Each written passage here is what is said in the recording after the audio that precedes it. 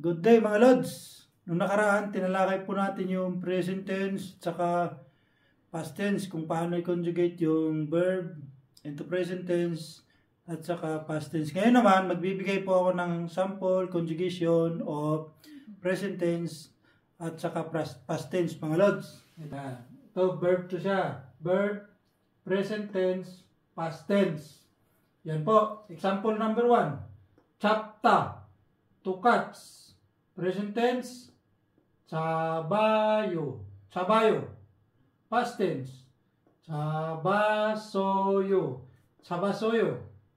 Number 2. Palda, to sell. Harayo. Harayo. Past tense, harasoyo. Harasoyo. Example number 3. Nolda, to play. Norayo. Norayo. Norasoyo. Norasoyo. Okay. Number 4. Buddha, to see. Present tense, buayo. Buayo.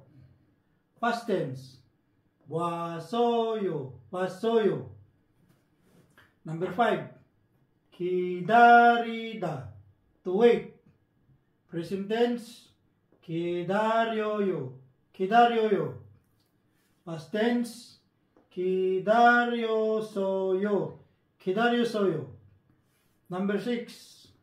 Manjida, to touch. Present tense, manjoyo. Manjoyo. Past tense, manjosoyo. Manjosoyo. Number 7. Poneda. Present tense, poneo. Ponesoyo. Past tense, ponisoyo. Number 8.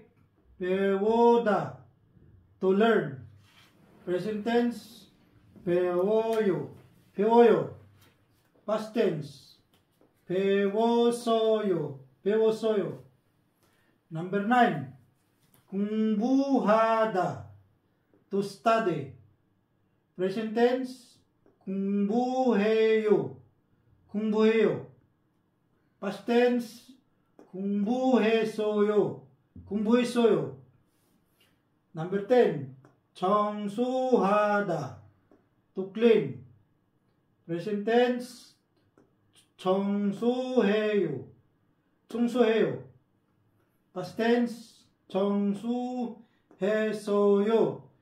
Chongsuhesoyo. Yan lang po mga Lods. Maraming salamat sa inyong panunood.